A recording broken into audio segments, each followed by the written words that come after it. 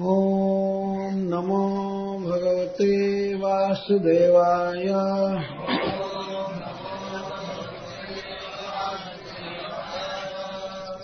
श्री भगवान श्री शुक उवाच।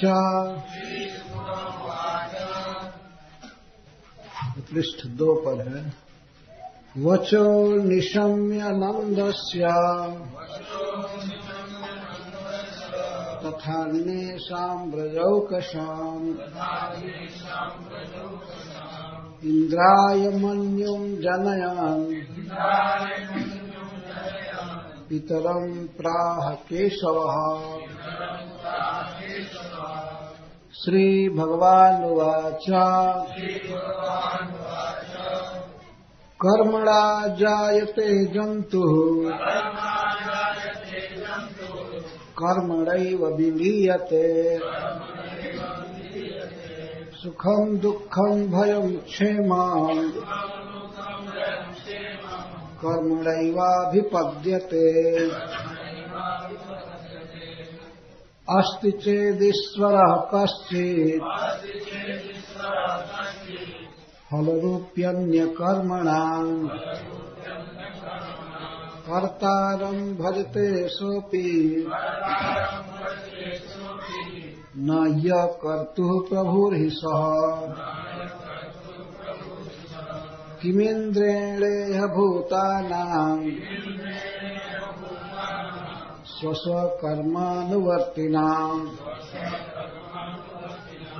अनीशेनान्यथा कर्तुम्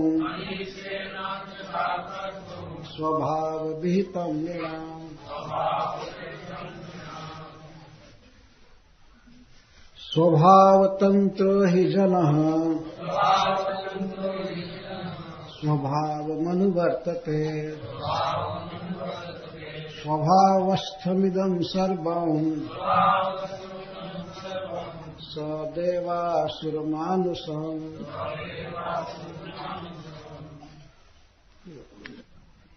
देहानुच्चावचां जन्तुः प्राप्योत्सृजति कर्मणा शत्रुमित्रमुदासीनः कर्मैव गुरुरीश्वरः। तस्मात् सम्पूजयेत् कर्म स्वभावस्थः स्वकर्मकृत्। अंजसा येन वर्तेत तदेवास्य हि दैवतम्।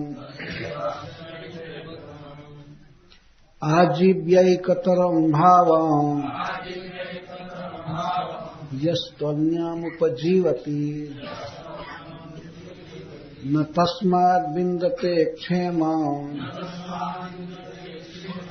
जारं नार्यसति यथा। वर्तेत ब्रह्मणा विप्रो राजन्यो रक्षया भुवः।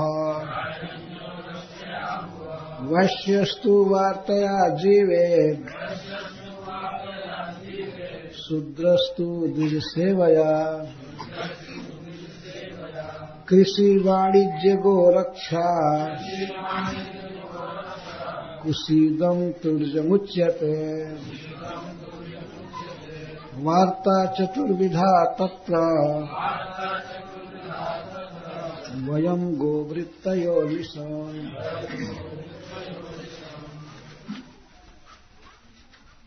श्री शुक उवाच। श्रील सुखदेव गोस्वामी ने कहा, वचः वचन निशम्य सुनकर नंदस्य नंद महाराज का तथा इसके साथी अन्येषां अन्य ब्रजौकसां ब्रजवासियों का इंद्राय इंद्र को मन्यु क्रोध जनयान उत्पन्न करते हुए उत्पन्न करने के लिए पितरम अपने पिता श्री नंद महाराज से प्राह बोले केशव ब्रह्मा और शिव के भी नियामक भगवान श्री कृष्ण।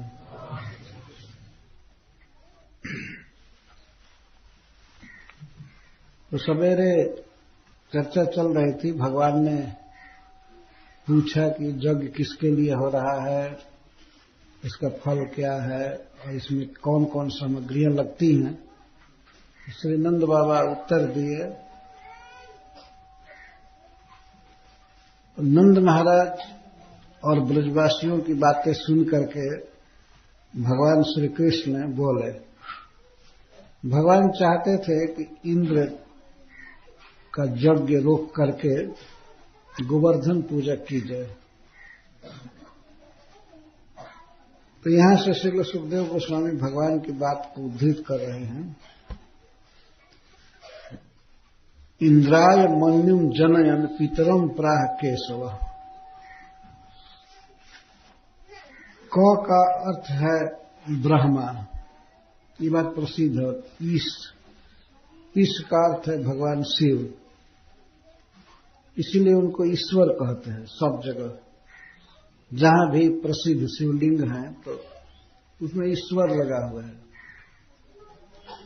जैसे नर्मदेश्वर, नागेश्वर, बैंक और कहां कहां लगा हुआ है ईश्वर सब जगह।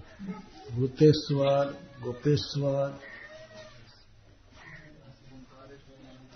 ओंकारेश्वर, महाकालेश्वर, उनको ईश कहते ही हैं। कंट्रोलर हैं इस संसार के, सबको नियमन में रखते हैं। प्रलय के मिनिस्टर हैं वे, प्रलय मंत्री। तो इसलिए उनको ईश्वर कहते हैं। ईश शब्द है तो उसका भी अर्थ है ईश्वर। तो भगवान शिव को कहते हैं ईश, और ब्रह्मा जी को क कहा जाता है।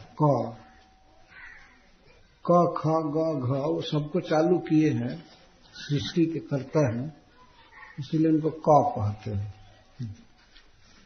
तो क और प्लस ईश केश और वयते व्यापनोति इति केशव।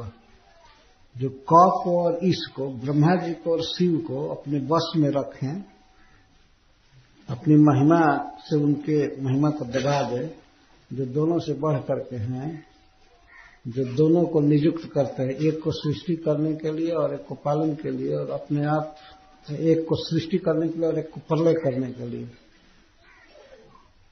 इसीलिए भगवान को केशव कहा जाता है। तो जब वे ब्रह्मा और शिव के नियामक है तो इंद्र किस गली के हैं, क्या इनकी औकात है? इसके द्वारा श्री सुखदेव गोस्वामी भगवान के सामर्थ्य का वर्णन कर रहे हैं। जो ब्रह्मा और शिव के ईश्वर हैं, तो फिर अन्य जीवों के लिए क्या कहना। ऐसे श्री भगवान चाहते थे इंद्र का गर्व दूर करना। इंद्र गर्व के पर्वत पर चढ़े हुए थे, वहां से उनको उतारना चाहते थे।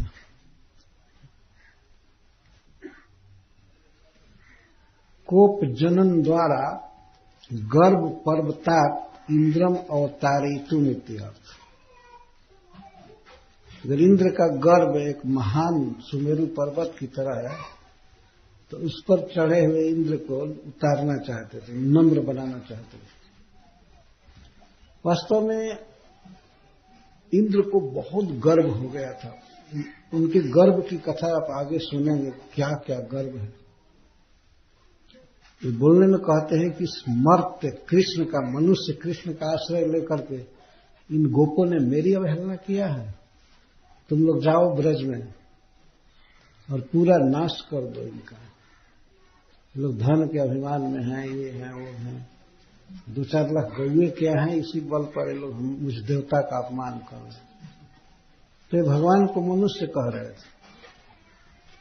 जिनके लिए भगवान अवतार लिए असुरों का वध करने के लिए, इंद्र की रक्षा के लिए, वही इंद्र इस बात को भूल गए कि साक्षात भगवान है। भगवान की माया बहुत प्रबल है, उनकी शक्ति प्रबल है। कब किसकी चेतना कैसी हो जाएगी इसको कहना बहुत कठिन है। इंद्र जैसे महान वैष्णव, भगवान के परम भक्त, जिनके लिए अवतार लेते हैं भगवान, इंद्रारी व्याकुलम लोकम मृण्यन्ति जुगे जुगे, इंद्र के शत्रुओं के द्वारा त्रस्त इस पृथ्वी को सुखी करने के लिए जो अवतार लेते हैं, वैसे इंद्र भूल गए। जिनके लिए भगवान भीख तक मांगे, जिनके लिए वामन देव बन गए, ब्राह्मण बन गए, और इनके लिए भीख मांगे, भीख में सारा तीनों लोग लेकर के दे दिए इंद्र को। और ऐसे इंद्र इतना भूल सकते हैं, या तो भगवान चाहते होंगे कि ये हो जाए, भूल जाए हमको, ये जो भी हो भगवान की माया शक्ति की चपेट में है वे भूल गए और भगवान के भक्तों से, खास भगवान के पिता से और उनके संबंधियों से पूजा ले रहे थे। और हर एक साल पूजा होती थी, एक साल भगवान ने केवल बंद करा दिया। इंद्र के बारे में कुछ बोले नहीं, बस पूजा गोवर्धन जी की करो, इसी पर पूरे ब्रज का नाश करने के लिए तब तुल गए। तो इनको बहुत बड़ा मद हो गया था, अभिमान हो गया था। उस अभिमान को खंडित करने के लिए, भंग करने के लिए श्री भगवान बोले इस प्रकार से, इंद्राय मन्युम जनन पितरम प्राह केशव। ब्रह्मा शिव के नियामक श्री भगवान इंद्र को क्रोध दिलाने के लिए निम्नलिखित बातें बोले। श्री भगवान वाच, श्री भगवान बोल रहे हैं, समस्त 6 ऐश्वर्यों से जो युक्त हैं वे बोल रहे हैं। श्री भगवान बोले। तो प्रथम भगवान कर्मवाद के द्वारा देवताओं का निराकरण कर रहे हैं। कर्म प्रधान है, इसमें देवता की क्या जरूरत है। और सनातन गोस्वामी पाद जी कहते हैं इस श्लोक के उपक्रम में, एवं कर्मणा जायते जंतु पर कर्म ऐसाम मत पित्रादि रूप नित्य परिकराणाम पूजा ग्रहणे को नाम इंद्र इति तन्मद हरणम यद्यपि मनसि वर्तते तथापि नरलीला पालनाय तद अनुद्घाट्य कर्मवादस्य सर्वत्र अति प्रसिद्धस्य तन्मताश्रयणैव प्रथमं पितृक्तं परिहरति कर्मणा इति। भगवान ने देखा कि मेरे माता पिता या मेरे परिकर ब्रजवासियों से ये पूजा ले रहा है इंद्र, ये कौन है, क्यों पूजा ले रहा है। भगवान इस तरह से उनका गर्व दूर करना चाहते थे, परंतु इसको उन्होंने उद्घाटित नहीं किया। नर लीला के अनुसार वे कर्मवाद का आश्रय लेकर के अपने पिता की मुक्ति का खंडन कर रहे हैं। नंद बाबा जो कुछ कह रहे थे उसको भगवान खंडित किए। ऐसा नहीं कहे कि आप ठीक नहीं बोलते हैं, तर्क किए।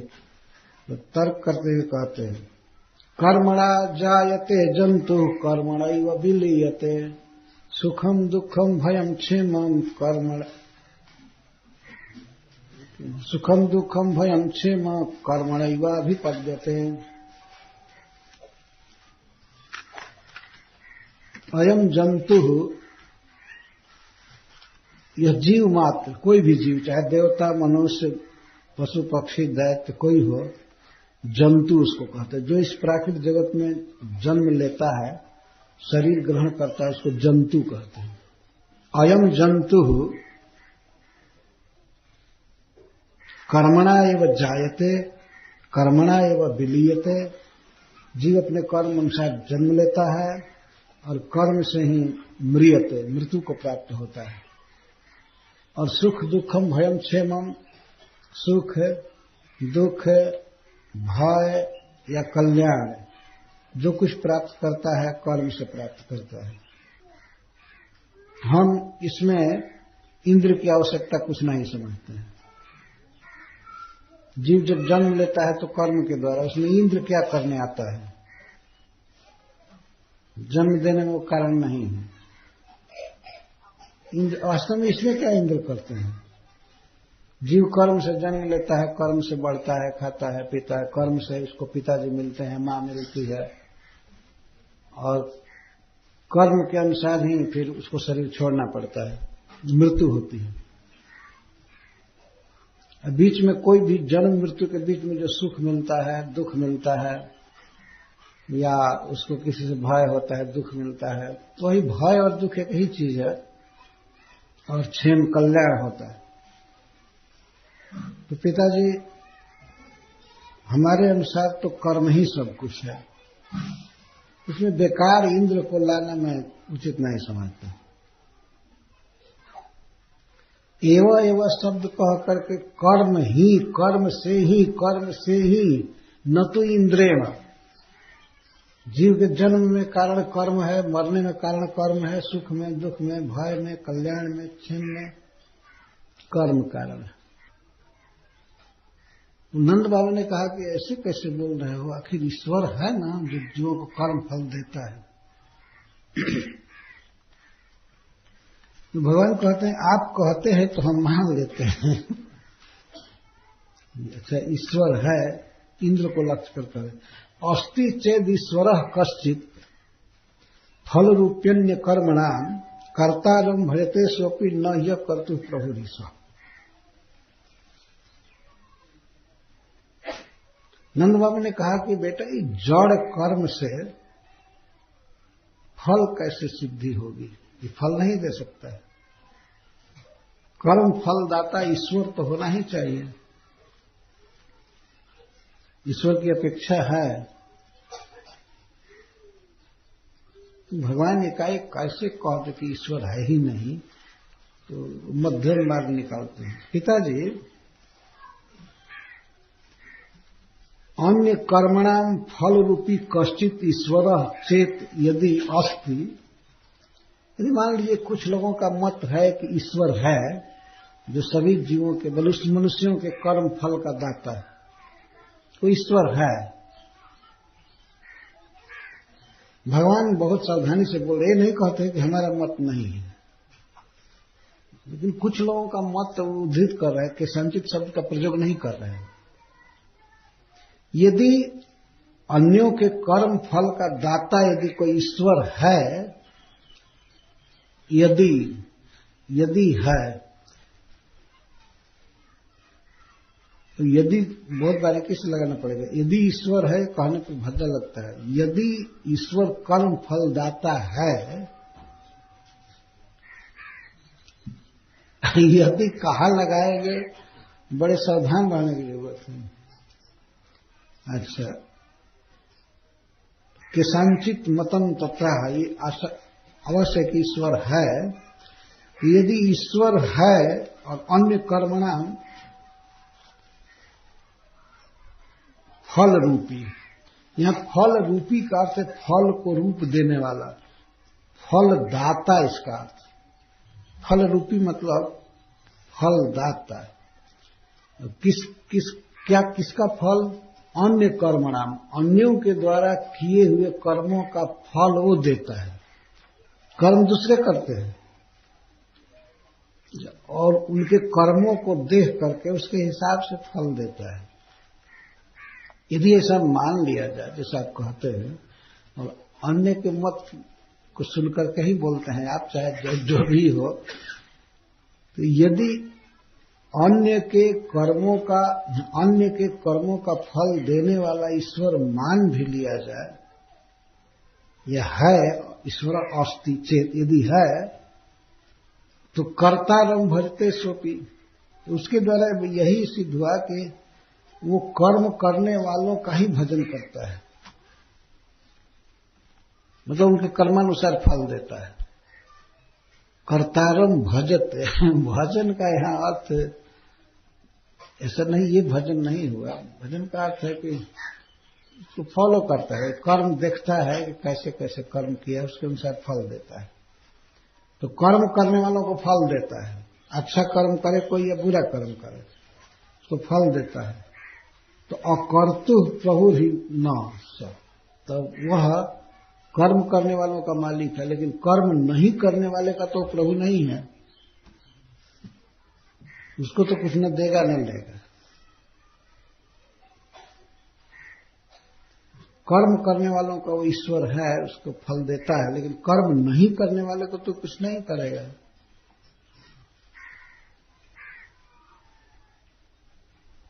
तो भगवान के कहने का से तो उसके अलावा ईश्वर कौन है? वो कोई और ईश्वर है ना। कर्म फल देने वाला ईश्वर है तो कर्म करने वालों को फल दे सकता है, और कर्म नहीं करने वालों को कुछ नहीं दे सकता है। जो किसी डिपार्टमेंट में कोई कर्म करता है, नौकरी करता है, तो उसको वेतन मान लीजिए कोई ऑफिसर देता है, तो कर्म करने वाले को ही वेतन देगा ना, नहीं करने वालों को देने की शक्ति उसमें नहीं है। किसी को नहीं दे सकता है। तो वह एक प्रकार से सोपाधिक ईश्वर है। कुछ लोगों के लिए ईश्वर है, कुछ लोगों के लिए नहीं है। सर्वेश्वर नहीं।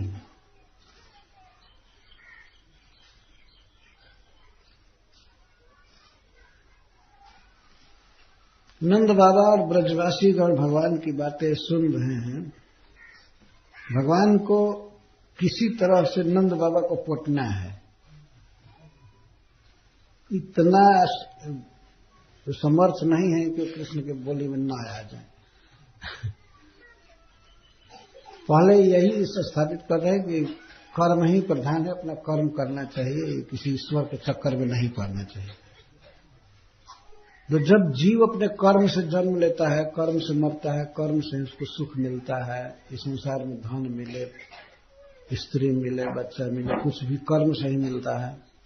और भय भी, दुख भी होता है अपने कर्म से उपस्थित हो जाता है। कभी देखा जाता है दुख उपस्थित हो जाता है।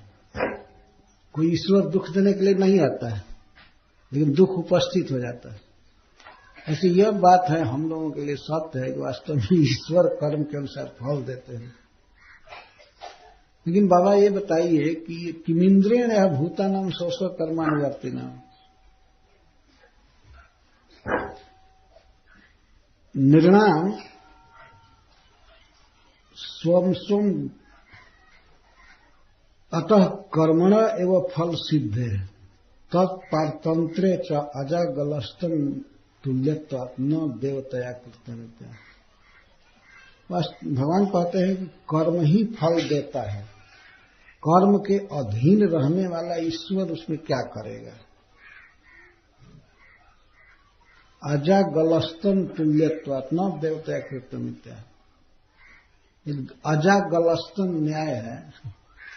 कभी कभी आपने अजा के गले में देखा होगा स्तन, बकरी के गले में भी उसका स्तन कभी कभी दिखाई देता है, उंगली जैसे, उतना चमड़ा लटका रहता है, लेकिन उससे दूध नहीं निकल सकता है।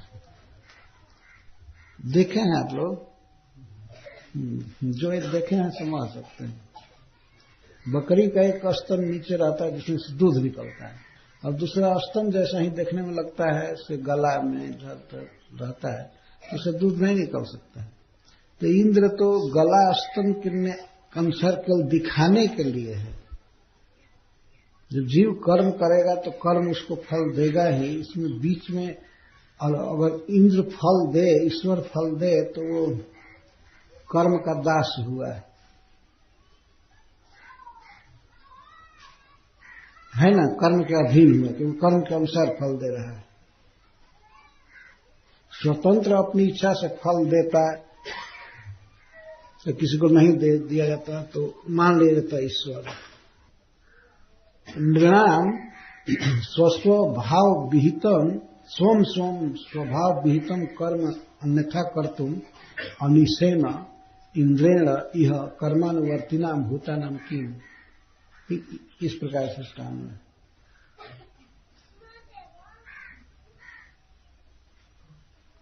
नृणाम शब्द इसीलिए हम दिया गया है कर्मांतर उपार्जका नाम नृणाम। जीव एक कर्म करता है,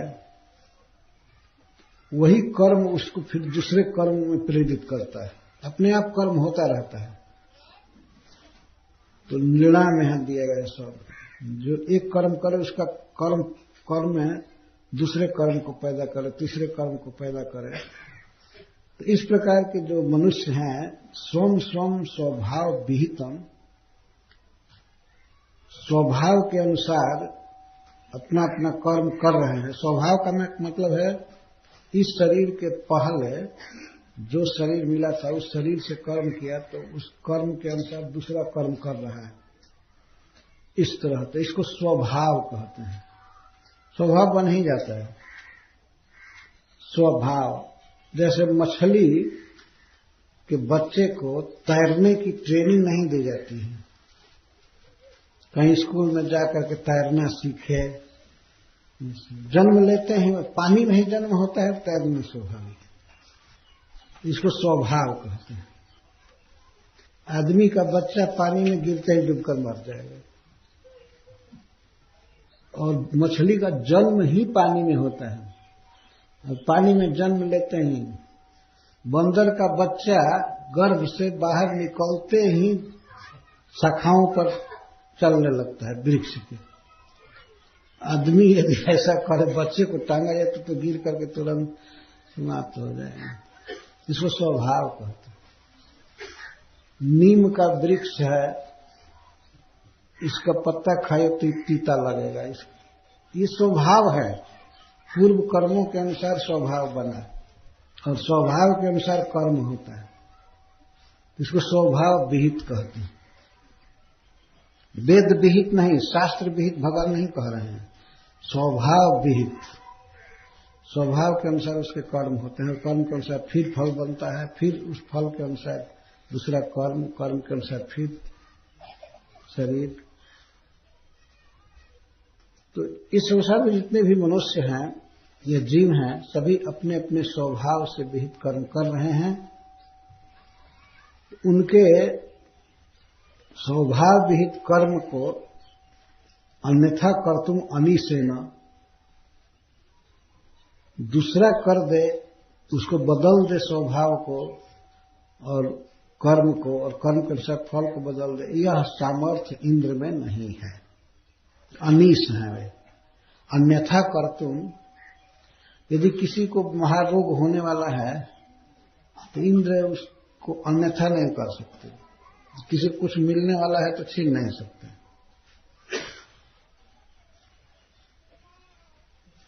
तो कर्मानुवर्तिना भूतानाम इंद्रेण किम, प्राक्तन कर्मानुसारेण सुख दुखम भुंजाना नाम। प्राचीन कर्म के अनुसार जीव सभी सुख या दुख भोग रहे हैं, तो इन सुख दुख भोगने वाले जीवों को इंद्र से क्या क्या फायदा है, क्या तात्पर्य? इंद्र से बीच में क्या करते हैं? न किमपि फलम कर्मण एवं तत्त भोग कारणत्वात्, जीव के सुख दुख के भोग का कारण कर्म है। हरिबोल चंद्रिका, इतना प्रकाश फैलाने लगे।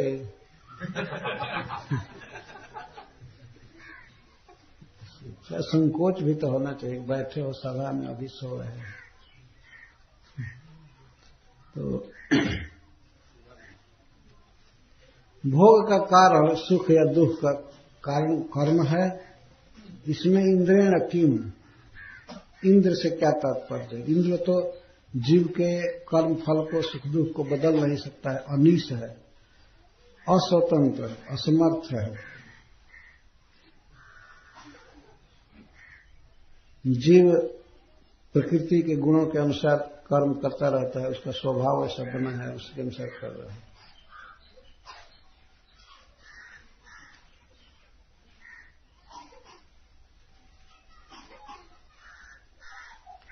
वास्तव में जीव के कर्म जो भी हो रहे हैं, कर्म होते हैं इसलिए कि शरीर में जीव है और चेतना है उसमें।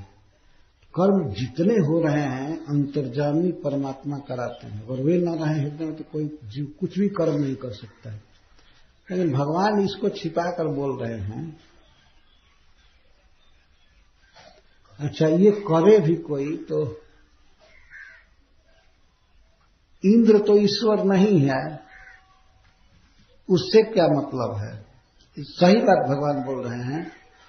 अरे ईश्वर कोई है तो हृदय में अंतर्जामी है। अहम आत्मा गुडा के सर्वभूता से स्थित। किसी भी जीव में, मछली हो, बानर हो, मनुष्य हो, कुछ भी हो, अगर परमात्मा हृदय में न रहे तो पलक हिलाने की भी शक्ति नहीं रहेगी, न बोलने की, कुछ काम करने की, न चलने की। वे कंट्रोलर है। सर्वस्व चाहम हृदय सन्निविष्टा मत्तः स्मृति ज्ञानम अपोहनम च, भगवान बोलते हैं। लेकिन इंद्र को बीच में ला करके भगवान बोल रहे हैं, और वो बात सत्य है कि एक बार भागवत में एक बार नहीं कई बार बात कही गई है कि इससे शरीर बना तो इसमें सभी इंद्रियां बनी, मन बना, बुद्धि बनी, अहंकार बना। तो वहां के देवता सब प्रवेश कर रहे थे। अग्नि देवता वाणी में प्रवेश किए और इंद्र हाथों में प्रवेश किए, सब प्रवेश किए। तब तक ये नहीं जगा, इतनी चेतना नहीं आई। लेकिन जब अंतर्जामी परमात्मा भगवान जब प्रवेश किए तो सारी इंद्रियां काम करने लगी, सब जग गए। तो इंद्र असमर्थ है, कुछ नहीं कर सकते हैं। कोई स्वतंत्र ईश्वरताई नहीं है। जीव अपने अपने प्राक्तन संस्कार के अनुसार सुख दुख भोग रहे हैं, काम कर रहे हैं। जो उनको फल मिलना है मिलेगा, दुख मिलना है मिलेगा, सुख मिलेगा मिलना है तो मिलेगा। तो इसमें इंद्र की पिताजी क्या जरूरत है, मैं नहीं समझ रहा हूं। इसका अर्थ है कि आप लोग जो इंद्र की पूजा कर रहे हैं ये बेकार सारा धन लगा रहे हैं, अन्न बर्बाद कर रहे हैं, अपना टाइम भी बर्बाद कर रहे हैं। इस तरह से हाव बहुत घबराहट में है, ये बेकार है हमारे समाज से। स्वभाव का क्या अर्थ है? स्वभाव का अर्थ होता है प्राक्तन संस्कार, पूर्व का संस्कार सबका बना हुआ है। पूर्व के संस्कार के अनुसार ही चल रहा है जीव। जैसे मान लीजिए आज रात में हम सभी सो जाएंगे तो जगेंगे तो ऐसा नहीं है कि सब संस्कृत बोलने लगेंगे। जो पहले दिन बोलते थे वही भाषा बोलेंगे जगने पर। जो अंग्रेजी केवल जानते हैं अंग्रेजी ही बोलेंगे, जो हिंदी बोलते हैं हिंदी बोलेंगे। इसको पूर्व का संस्कार कहते हैं। ऐसा नहीं कि सो जाने से वो भूल जाएगा या शरीर बदल देने से वो संस्कार चला जाएगा। संस्कार के अनुसार स्वभाव होता है, स्वभाव के अनुसार कर्म होता है, कर्म के अनुसार फल होता है। इसमें इंद्र की क्या जरूरत है? क्या इंद्र स्वभाव बदल देगा किसी का?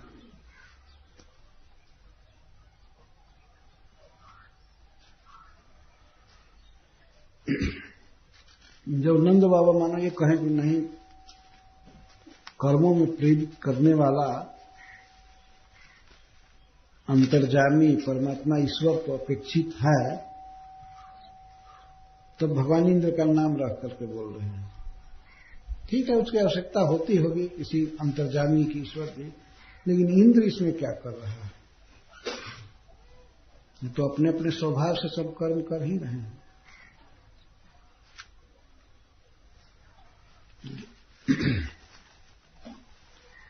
स्वभाव तंत्र ही जन स्वभावम अनुवर्तते स्वभावस्थमिदं सर्वम सदेवासुर मानुषम। इसी की व्याख्या भगवान कर रहे हैं। ही जत, क्योंकि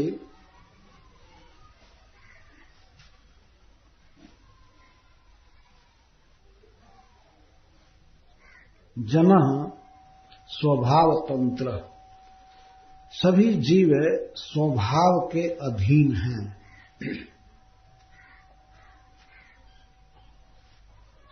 स्वभाव तंत्र, इसमें प्रजातंत्र कहा जाता है, जनतंत्र, कोई भी तंत्र हो, लेकिन वास्तविक तंत्र क्या है? स्वभाव तंत्र। जिसका जैसे प्राचीन कर्म का संस्कार है, स्वभाव है, उसी के अनुसार अनुवर्तते, जीव काम करता है। जनः स्वभाव तंत्र प्राक्तन संस्काराधीन ही स्वभावम अनुवर्तते निज निज प्रकृतिम अनुसरति सदेवासुर मानुषम इदम सर्वम स्वभावस्थम। देवता, असुर और मनुष्य सहित जितने भी जीव हैं, यह सारा विश्व अपने स्वभाव में स्थित है। सर्वम जगत स्वभावस्थम स्वभावे व तिष्ठति इति। देवता सत्वगुण में रहते हैं और असुर रजोगुण में रहते हैं और मनुष्य तमोगुण में रहते हैं। मनुष्यों की स्थिति बहुत बदतर है वास्तव में। मनुष्य तो इतने अज्ञानी हैं कि वो तो ये जानते ही नहीं है कि देवताओं का भी समाज है और वे सुप्रिय जीवन जीते हैं। मनुष्यों से लाखों गुना अधिक उनका उत्कृष्ट जीवन है, उनका शरीर, उनका ज्ञान, उनका खान पान, सब कुछ। लेकिन मनुष्य तो उनको स्वीकार तक नहीं करते कि वे हैं। जैसे सुअर के खभार में, खभार कहते हैं सुअर के वासस्थान को, सुअर जहां रहते हैं जिस घर में, उसी में उनका शौचालय वगैरह सब कुछ रहता है। तो वे जैसे पार्लियामेंट की कल्पना नहीं कर सकते हैं, सोच ही नहीं सकते। बहुत बड़ा संसद भवन है और उसमें बड़े बड़े लोग बैठते हैं, इसकी कल्पना भी नहीं कर सकते। वे जानते हैं कि शुक्रालय ही सब कुछ है, बस यही, इसके अलावा सब कुछ नहीं है। वैसे ही मनुष्य, ये बुद्ध कुछ भी नहीं जानते हैं कि देवताओं का बहुत बड़ा स्टैंडर्ड है, बहुत बड़ा समाज है। ये बस यही शुक्रालय को ही सब कुछ जानते हैं। पटना दिल्ली में घूमो, ये वो कुछ भाषण नेताबाजी बस काफी हो गया, और इसके बाद शरीर छोड़ करके फिर चले जाओ। मनुष्य इतना बड़ा ज्ञानी जीव है, क्या कहा जाए। भागवत में जब कैटेगरी की गई है जीवों की, ब्रह्मा जी ने 10 प्रकार की सृष्टि किया, तो जब मनुष्यों की सृष्टि का वर्णन आया है तो मैत्रेय जी कहते हैं रजोधिका कर्म परा दुखे च सुखमानी। मनुष्य का स्वभाव बता रहे हैं। रजोधिका, इसमें रजोगुण बहुत होता है। ये काम करो, ये काम करो, ये कमाओ, ये करो। सत्वगुण बिल्कुल नहीं रहता है। और दुखे च सुख मानना, लोग दुख में ही सुख मानते हैं। है वास्तव में दुख, लेकिन उसी में सुख मानते हैं। दुखे च सुख मानिना, दुख में भी सुख मानते हैं। इसलिए नहीं कि गुणातीत हो गए हैं, है वास्तव में दुख, लेकिन उसी को सुख मानते हैं, सुख मानते हैं। कई ऐसे उदाहरण हैं जिनके द्वारा समझा जा सकता है कि मनुष्य दुख में भी कैसे सुख मानता है। कभी कभी कोई कोई आदमी ऐसा तीता चीज खाता है, तीता खाया है, सी सी करता है, फिर भी उसी में सुख मान लेता है कि नहीं? बहुत तीत लगा है, बहुत तीत लगा। कौन खाया? कोई जबरदस्ती मिर्चक कोचा नहीं मुख में, अपने आप खाकर, लेकिन फिर भी उसको सुख मानता है। वर्णन करना पड़े, कह रही भाई लेकिन कमाल कर दिया मिर्च, कमाल कर दिया, तुमको रुला दिया। अगर रुला दिया दुख मानता तो फिर नहीं खाता, खाना ही है। धुआं पीना, शराब पीना, नाना प्रकार के गलत काम करता है, दुख होता है, लेकिन सुख मान लेता है।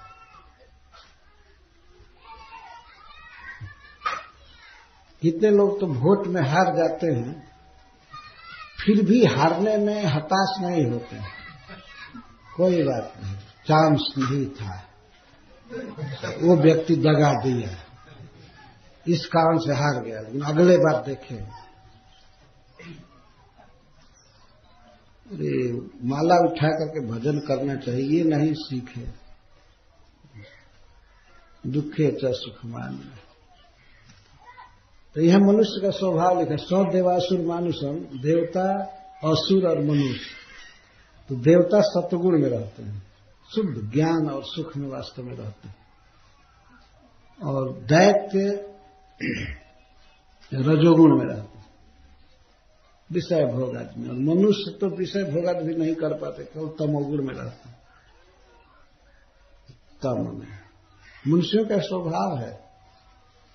अभी देखिए, हम लोग वैष्णव हैं, यदि घंटी नहीं पीटी हो गई होती, माइक नहीं चालू किया होता, तो कितने अब तक सोए होते, तमोगुण में रहते, है ना?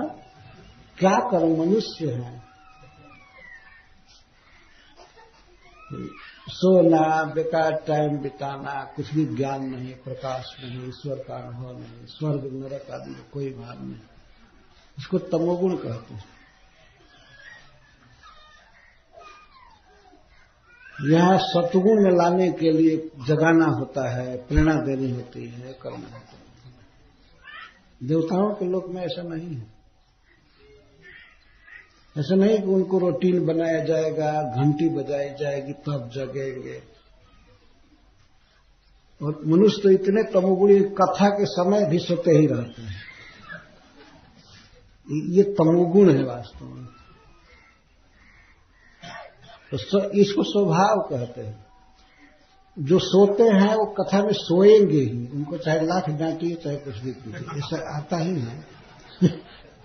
स्वभावस्थमिदम सर्वम सब देवासुर मानुषम। देवता, असुर, मनुष्य सभी अपने स्वभाव में रहते हैं। तो स्वभाव ही सब कुछ है। स्वभाव के अनुसार कर्म बनता है, तो कर्म ही सब कुछ है पिताजी। इसमें इंद्र को लाना बीच में हमारे समाज से उचित नहीं।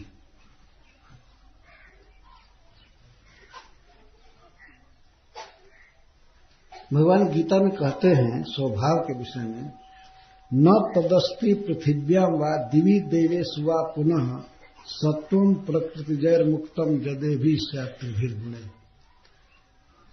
अर्जुन, इस पृथ्वी में दिवि देवेषु या स्वर्ग में देवताओं में भी ऐसा कोई जीव नहीं है जो प्रकृति के तीनों गुणों से बिल्कुल मुक्त हो। भगवान बोल रहे हैं, न तदस्ति सत्व, सत्व माने जीव, ऐसा कोई जीव नहीं है पृथिव्याम व दिवि देवेषु या देवलोक में देवताओं के समाज में कोई जीव ऐसा नहीं है जो प्रकृति के इन तीन गुणों से बिल्कुल रहित हो। मुक्तम जदे भी स्यात् त्रिभिर्गुणे, ये भी त्रिभिः गुणे मुक्त स्यात्, स्वभाव में रहना है। देहान उच्चावचान जंतु प्राप्त सृजति कर्मणा शत्रुर मित्रम उदासीन कर्मैव गुरुरीश्वर। इसलिए स्वभाव के द्वारा संपन्न कर्म ही है सर्व कारण। इसलिए कर्म की ही पूजा करनी चाहिए। कर्मैव पूज्यम इत्यादि। किसी इंद्र के रूप में कल्पित ईश्वर की पूजा नहीं करनी चाहिए। प्रकट जो स्वभाव है, कर्म है, तो कर्म ही पूज्य है, वास्तव में आदरणीय है। इसको बता रहे हैं। जंतु उच्चावचान देहान प्राप्य उत्सृजति। जीव अपने कर्म के अनुसार ही कभी उच्च शरीर पाता है, कभी अवच शरीर पाता है। अवच माने नीच, साधारण। उत्कृष्ट शरीर, देवता का शरीर, अच्छा शरीर, मनुष्यों में भी कोई उत्कृष्ट शरीर इसको उच्च शरीर कहते हैं। अन्य जीवों की अपेक्षा मनुष्य का शरीर बहुत अच्छा है। जैसे पशु पक्षी हैं, उनके शरीर में चेतना तो है, लेकिन वास्तव में बुद्धि ज्ञान लगभग नहीं के बराबर।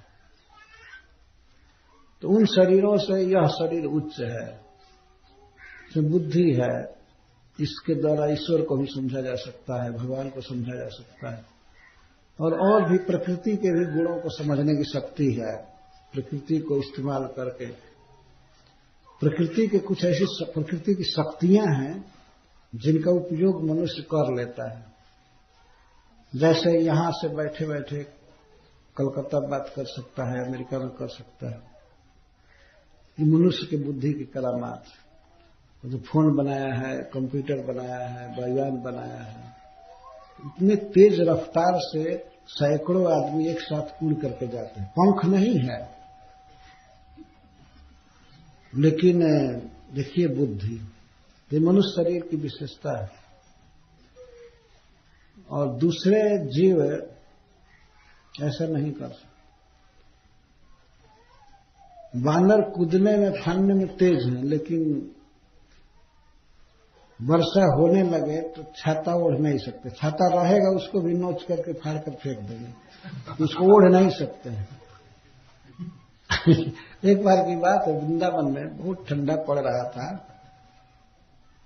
तो मुझे दया आई बानरों के प्रति। वैसे एक थोक में बंद करके जम रहे थे। तो मैं सोचा कम से कम नीचे से तो ठंडा न लगे, संगमरमर के पत्थर पर। मैं एक पुराना कंबल ले जाकर वहां फैला दिया। तो हमारे जाने से वो लोग हटे तो जहां बैठे थे मैं उसको कर दिया। उसके बाद मैं सोचा कि वो लोग बैठेंगे इस पर लेकिन उस कंबल को उन लोगों ने प्रायः नोच नाच करके फाड़ फूड़ कर फेंक दिया। फिर ठंडे पर बैठे फिर ठंडे पर बैठे।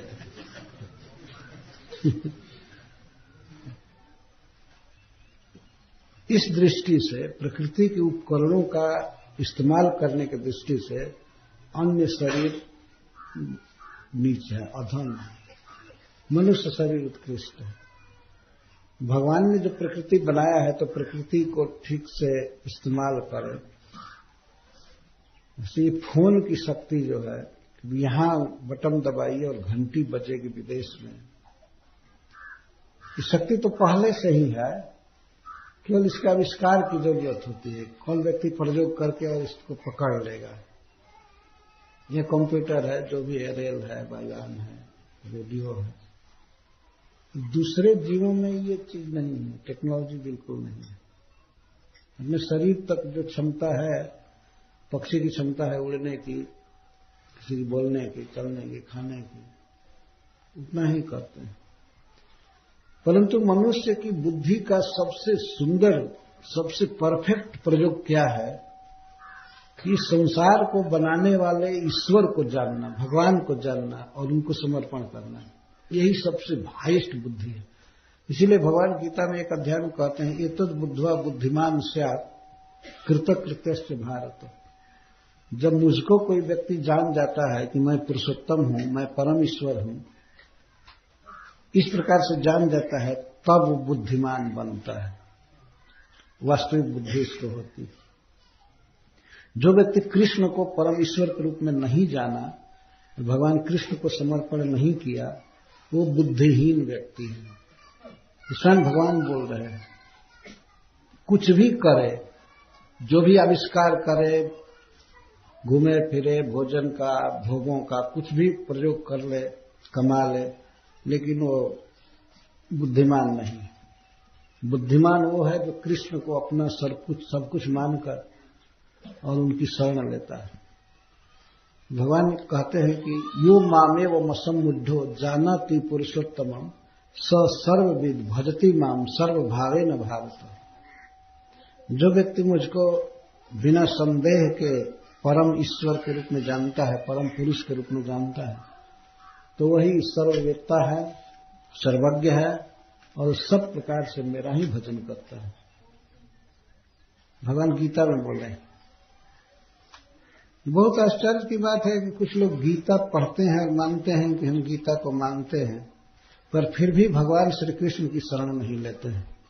ऐसे बोका लोगों को क्या कहा जाए कि गीता पढ़ते हैं, नाम बना लेते हैं गीता आश्रम, ये गीता वो गीता वो गीता, और गीता में जो बात लिखी गई है एक अक्षर भी नहीं जानते।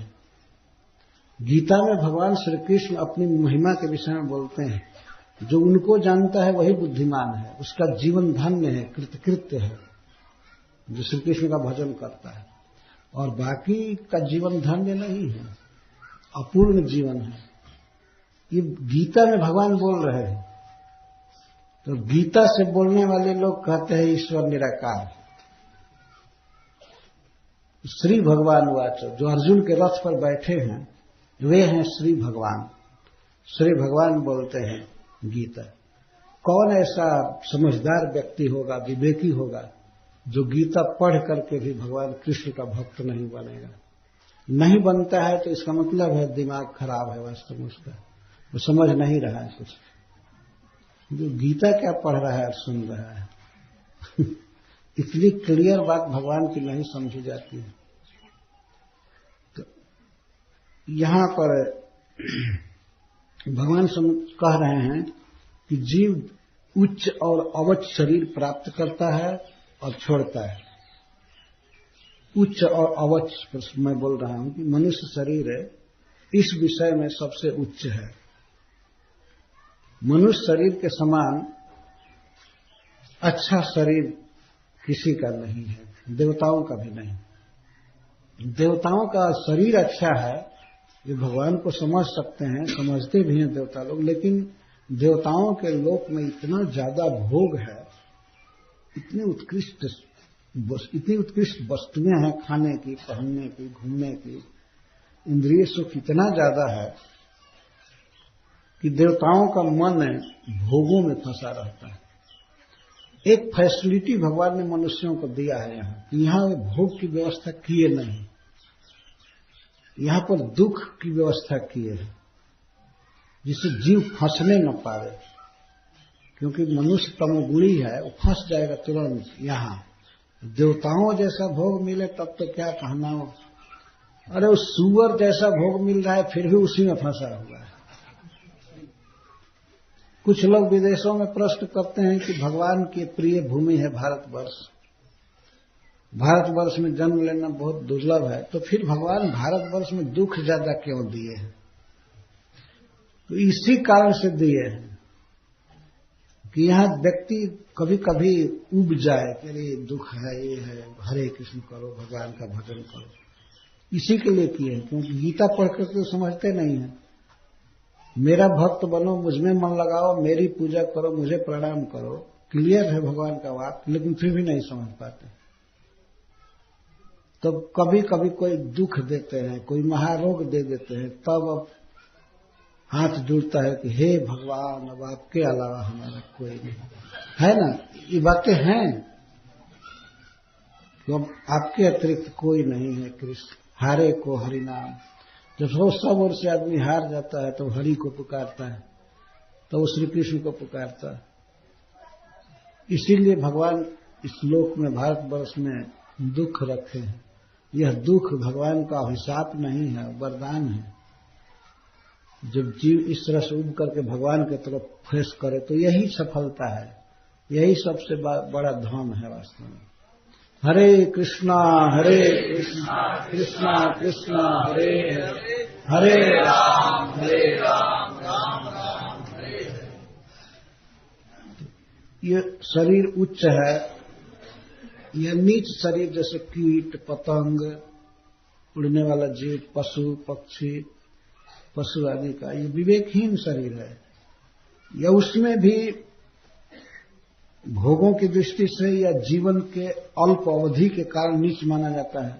किसी किसी जीव की उम्र केवल 1-2 मिनट की होती है। कोई जीव जन्म लेते हैं तो एक दिन में उनका शरीर छूट जाता है और दूसरा शरीर मिलता है, फिर तीसरा मिलता है, तो एक दिन में 10-12 शरीर मिल जाते हैं। तो मनुष्य तो समझते हैं कि हम बहुत दीर्घायु हैं, लेकिन ब्रह्मा जी आदि की उम्र को देखा जाए तो मनुष्य वही मच्छर की तरह जन्म ले रहे हैं, मर रहे हैं। वो लोग यही देखते हैं। तो ब्रह्मा जी और देवता भी सोचते क्या मनुष्यों का जीवन है, इतना जल्दी जन्म लेना, मर जाना। लेकिन हम लोग ये सोचते हैं कि हम बहुत लंबी जिंदगी जिए। तो कोई उम्र की दृष्टि से, भोग की दृष्टि से उच्च नीच शरीर सब मिलता रहता है। तो यह जंतु ऊंचा शरीर या नीचा शरीर प्राप्त करता है, फिर उत्सृजति, उसको छोड़ता है। कैसे? कर्मणा, अपने कर्म के अनुसार। तो कर्म ही ऊंचा शरीर देता है, कर्म ही नीचा शरीर देता है, सुख दुख आदि सब कर्म देता है। यहां तक शत्रु मित्रम उदासीन कर्मैव गुरुरीश्वर। पिताजी वास्तव में इस संसार में अपना कर्म ही शत्रु है, कर्म ही मित्र है, कर्म ही उदासीन है, और क्या कहें, कर्म ही गुरु है और कर्म ही ईश्वर है।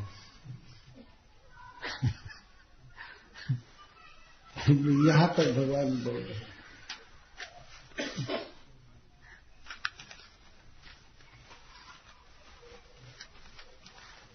इसका मतलब कि कर्म से ही कोई शत्रु होता है, कर्म से ही मित्र बन जाता है, और कर्म से ही उदासीन रहता है। तो कर्म ही ईश्वर है और कर्म ही शत्रु है, कर्म ही मित्र है, कर्म ही उदासीन है, और कर्म ही गुरु है।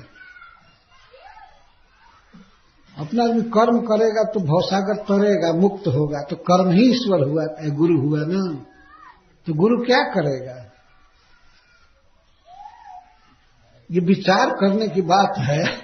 कर्म ही किसी को मुक्त करेगा ना। गुरु का काम है कि संसार बंधन से मुक्त करना, ज्ञानोपदेश देना। तो जीव को ज्ञान होता है अपने कर्म से। गुरु आदि तो बताएंगे कि भगवान का नाम जप करो, भजन करो, तो करेगा तो मुक्त होगा। तो कर्म ही गुरु हुआ ना। अथवा श्रील सुखदेव जी सिद्धांत प्रदीप में लिखते हैं कि अपने कर्म से ही अच्छा गुरु प्राप्त होगा जो भगवान की प्राप्ति कराएगा। तो कर्म ही गुरु हुआ। अपने शुभ कर्म से ही गुरु मिलता है, और नहीं कोई गुरु घंटाल मिल जाए कह दे कि ईश्वर निराकार है। किसी का भी भजन करो सब एक ही जगह जाएगी। जो यही बताना था, इसको कौन नहीं जानता है बताइए। जो कोई भी रास्ता पकड़ो वहीं जाओगे, तो इसको इसमें फिर गुरु की और रास्ता पूछने वाले की क्या जरूरत है? तो रास्ता जा ही रहा है, कहीं न कहीं जा ही रहा है, कुछ भी खा रहा है, पी रहा है। कुछ ऐसे गुरु मिलते जो कहते कुछ भी खाओ, भजन के साथ भोजन का कोई कनेक्शन नहीं है। कुछ लोग कह देते हैं कि इस्कान वाले तो भोजन के विषय में बड़ा स्ट्रिक्ट नियम रखे हैं, प्याज नहीं खाना, लहसुन नहीं खाना, चाय नहीं पीना, ये नहीं करना। वो कहने दो उनको। ये भजन को और भोजन को शांति क्यों है? भोजन अलग चीज है, जो खाने की इच्छा हो खाओ, और बाकी ध्यान लगाओ परमात्मा का। सीधा से बोलते तो मूर्ख जनता को बड़ी मनमोहक बात लगती है, आकर्षक। ये गुरु कितने उदार हैं, कुछ भी खाने की छूट दे रहे हैं। और इस्कान वाले तो ये बहुत नहीं नहीं करते, ये मत करो, ये मत करो, ये मत करो, ये मत करो, ये मत। भेंट होने पहले ही कहेंगे no meat eating, no meat eating, no gambling, no intoxication और सब। तो ये लोगों को अच्छा नहीं लगता है कि उनको रोका जाए खाने से। मूर्ख जनता है, भेड़िया धसान। एक भेड़ अगर कुएं में कूदे तो दूसरी भेड़ें जो हैं उसके पीछे मुंह नीचे किए कि धड़ाम धड़ाम गिरती है। ऐसे इसको भेड़िया धसान कहते हैं। ये विवेक नहीं है कि वो गिर रहे। मैं अपने आंख से देखा हूं भेड़ों को रेल में कटते हुए। हम लोग आ रहे थे रसंदुआ गांव से निमिया, वहां खड़े हो गए, एक मालगाड़ी आ रही थी। एक कोई भेड़ आगे आगे जा रही थी, बहुत दूर तक नहीं देखती हैं भेड़ें, नीचे रहता है सिर और तो एक भेड़ छट छट कटी, तब तक और भेड़े भी उसी में छट छट पहिए से लग करके लगभग 10-12 कट गए। हम लोगों को तो बड़ा शौक हुआ कि उसी दिन मैं समझा कि भेड़िया धसान किसको कहते हैं। इस शब्द पढ़ा था। तो उसके बाद मनुष्यों की क्या दशा हुई, अब भेड़ वाला फ्री अब देने लगा भेड़ों को। जो मर गई थी तो ले जा करके लोग उत्सव मनाए खाने के, अपने आप प्रकृति ने दे दिया उनको। ये भेड़िया धसान है। कुछ विचार नहीं, खाने के विषय में कोई रिस्ट्रिक्शन नहीं है, मनाही नहीं है, जपने के विषय में कोई मनाही नहीं है। एक प्रचारक है, दीवाल पर सारा मंत्र लिखवा देता है और टांगा हुआ है लिखकर, तो कहता है इसमें से जो मंत्र पसंद हो, ये इस देवता का है, इस देवता का है, इसका देवता इसका है, इसका है, तुमको जो चाहिए, जो इष्ट देव हो मंत्र तुम सुन लो, मैं सब बोल देता हूं और तुमको वही माना जाएगा, तुम वो मंत्र ले लो। उसमें हरे राम भी है, नमो भगवते वासुदेव भी है, यहां तक तो सब ठीक है। ये जो भी है ये तो ठीक है, लेकिन और भी बहुत से मंत्र हैं, कंडम मंत्र का बहुत से। और एक सीटिंग में 1700 आदमी को दीक्षा दिया और 2 मिनट में। ये तो हमने देखा नहीं था, सुना हुआ बता रहा हूं। 2 मिनट में 1700 आदमी दीक्षित हुए और अपना अपना मंत्र ले लिए। भाई दुकान वही अच्छा है ना जहां सब प्रकार का सौदा मिल जाए, एक ही दुकान।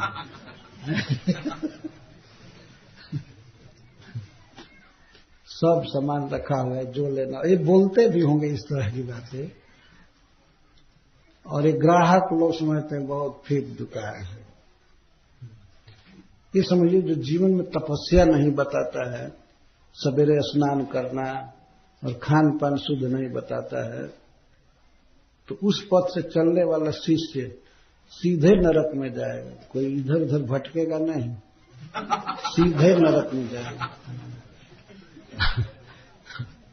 राजपथ है ये सब नरक जाने का।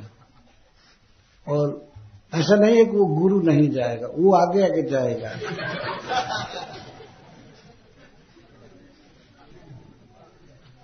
गुरु शिष्य बधिर अंध कै लेखा, एक न सुनाई एक नहीं देखा। तुलसीदास जी कहते हैं, कालभूषणी जी कहते हैं कि कलयुग में गुरु और चेला कैसे होंगे। गुरु शिष्य बधिर अंध कै लेखा, गुरु अंधा होगा और शिष्य बहरा होगा। आन्हर गुरु बहिर चेला, मांगे गुड़ धरावे ढेला।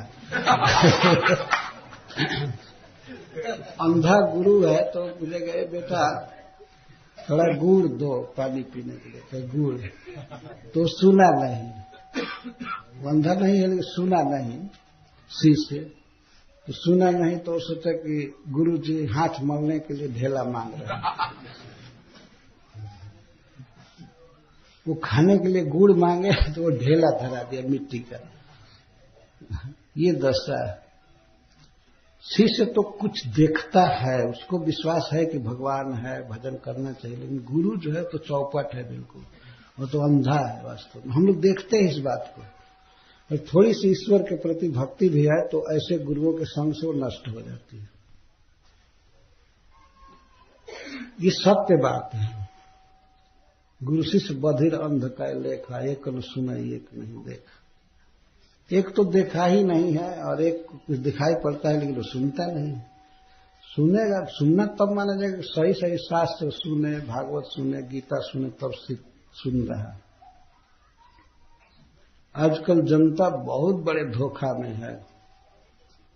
जैसे लौकिक जगत में शुद्ध चीज नहीं मिल रहा है, घी में मिलावट है, तेल में मिलावट है, तो मिलावट है, लेकिन गुरु लोग तो गीता के नाम पर ज्ञान दे रहे हैं, उसमें मिला रहे हैं, बहुत बातें मिला रहे हैं, और ज्यादा से ज्यादा कंडम चीज ही मिलाते हैं। नाम रखते हैं गीता सत्संग, गीता सत्संग बोल रहे हैं, और गीता बोलने वाले के वाक्य को समझ ही नहीं रहे हैं कुछ।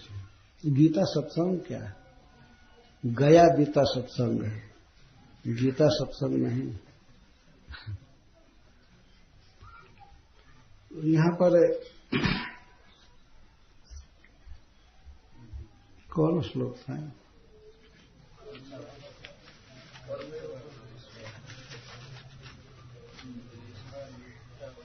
देहानुचावचान जंतु प्राप्यत सृजति कर्मणा शत्रु मित्रम उदासीन कर्मैव गुरुईश्वर।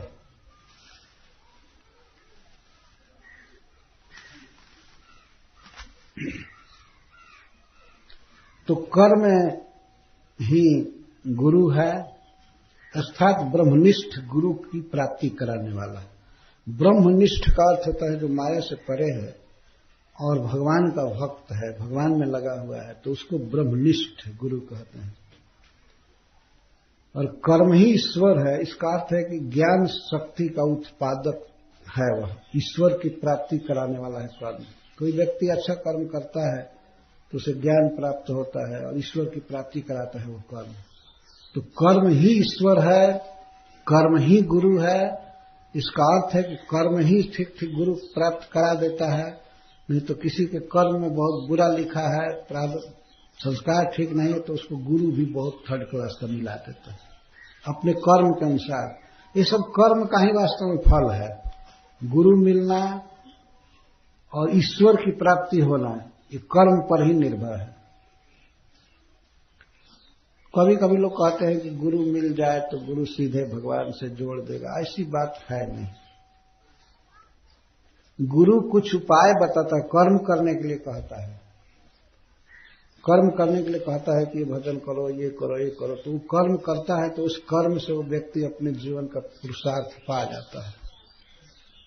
अन्यथा गुरु क्या करेगा? गुरु मान लीजिए मंत्र दिया, तो मंत्र का जप कौन करेगा? गुरु।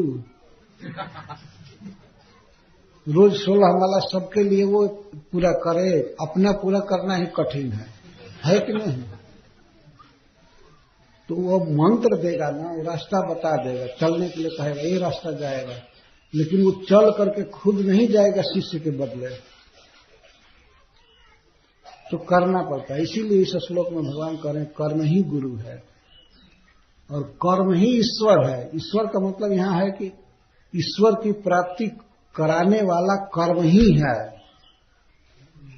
कर्म ही ईश्वर है, कर्म ही गुरु है, कर्म ही मित्र है, सहायता करने वाला, कर्म ही शत्रु है। अर्थात बुरा कर्म करेंगे तो नरक में जाएंगे, तो कर्म ही नरक में भेजा ना, दुख में डाला, विपत्ति में डाला, तो कर्म ही शत्रु है और कर्म ही उदासीन है।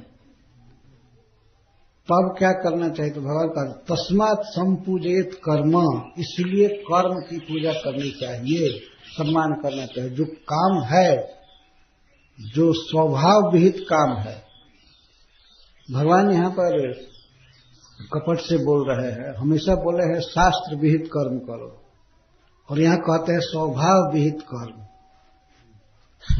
स्वभाव जो ऐसा है, तो कर्म स्वभाव के अनुसार तो भिन्न भिन्न स्वभाव है। किसी का चोरी का स्वभाव है, किसी का कोई स्वभाव है, ये स्वभाव बदलना है ना।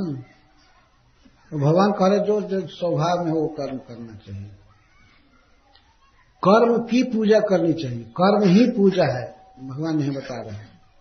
तस्मात् संपूजयेत कर्म, इसलिए कर्म का ही पूजन करना चाहिए। पूजन का मतलब उसको आरती दिखाना उखाना नहीं हुआ, ठीक से काम करे, ये है कर्म का सम्मान। जो अपना काम धंधा है उसका आदर करे, बस यही है। ईश्वर के चक्कर में ना पड़े, अपना काम ठीक से करे, जो होना होगा होगा। लेकिन ये तो बिल्कुल खराब प्रवचन है भगवान का। तस्मात् संपूजेत कर्म स्वभावस्थः स्वकर्म कृत अंजसा जैन वर्तेत तदेवास्य ही दैवतम। तस्मात् जब कर्म ही गुरु है और ईश्वर है, इस कारण से तस्मात् का अर्थ हुआ तस्मात् स्वभावस्थः ब्राह्मण आदि वर्णस्थ अपने वर्ण में रह करके, अपने आश्रम में रह करके, अपने संस्कार के अनुसार जो कर्म उसका स्वभाव होता है उसमें रह करके स्वकर्म कृत स्वस्वविहित कर्म करते हुए जन कर्म संपूजयेत, अपने कर्म की ही पूजा करे। जिस काम से वो जी रहा है, उसकी जीविका चल रही है, उसी का पूजन करे, उसी का आदर करे। ही क्योंकि ही का अर्थ क्योंकि जतः जेन अंजसा यह वर्तेत अस्य जनस्य तदेव कर्म एवं दैवतम। जिस कर्म से आदमी जी रहा है, खा रहा है, घर द्वार आबाद है, सब जिस काम से आसानी से जी रहा है वह उसके लिए वही दैवतम है, वही देवता है। पूजा उसी की करनी चाहिए।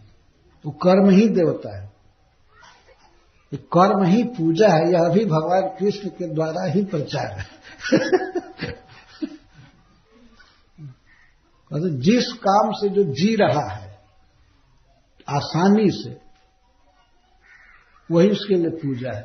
तो यहां पर एक प्रश्न उठता था। एक बार एक व्यक्ति ने पूछा था हमसे, हमारा जो चोरी करके जी रहा है तो वही उसके लिए देवता है, वही करे। तो हमने इसको कहा था कि नहीं, भगवान अंजसा शब्द लगा रहे हैं। अंजसा का अर्थ होता है आसानी। आसानी का अर्थ है नियम के अनुसार, ऐसे विढंगा नहीं कि कुछ भी करे। मांस काट कर बेचे, कहे कि यही हमारा स्वाभाविक काम है, इसी से हम जी रहे हैं। अंजसा का अर्थ होता है लीगल, शास्त्र मर्यादा से, सुगमता से, जिससे जी जाए, जिए आदमी, वह कर्म ही उसके लिए देवता है, दैवतम। उसी की पूजा करे, सम्मान करे। तस्मात् संपूजेत कर्म स्वभावस्थ स्वकर्म कृत अंजसा जैन वर्तेत तदेवास्य ही दैवतम। उसके लिए वही देवता है, अलग से कोई देवता पूजने की जरूरत नहीं है। इस बात को लोग सुनेंगे तो बहुत तरह का अर्थ कर सकते हैं।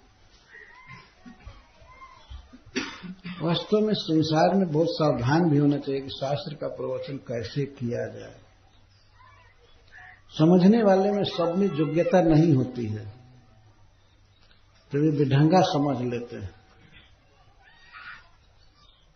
एक बार एक रामायण की कथा कह रहे थे। एक रामायणी जी थे, नहीं कथा नहीं कह रहे थे, दो व्यक्ति ट्रेन में जा रहे थे।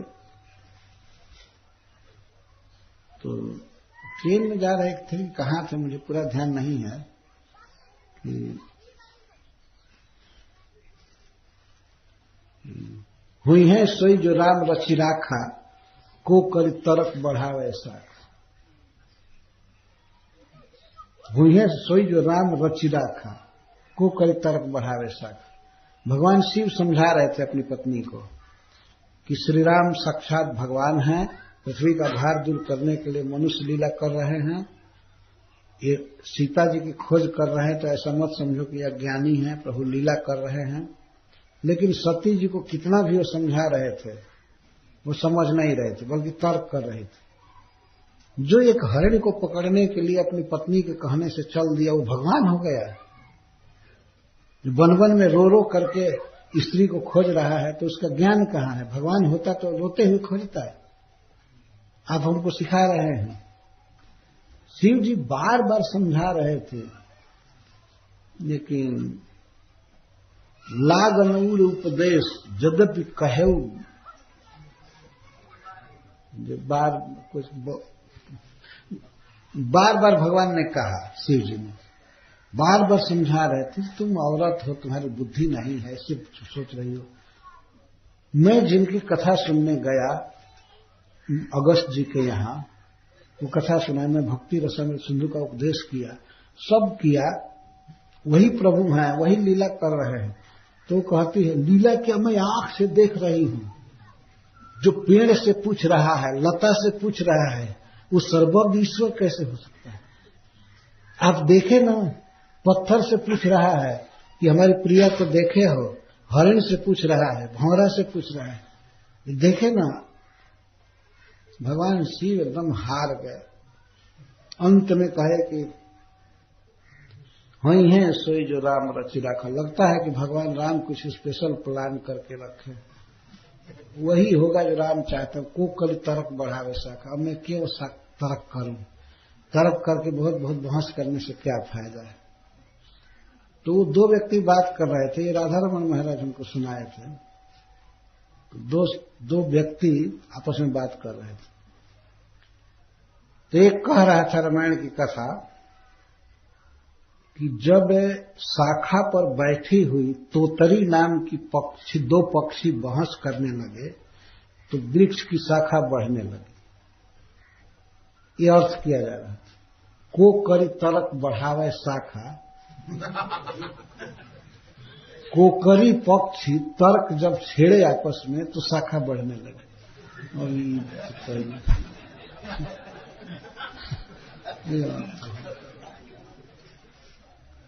ये रामायण बहुत आसान है, कुछ भी अर्थ करो, लेकिन ये कोई अर्थ है।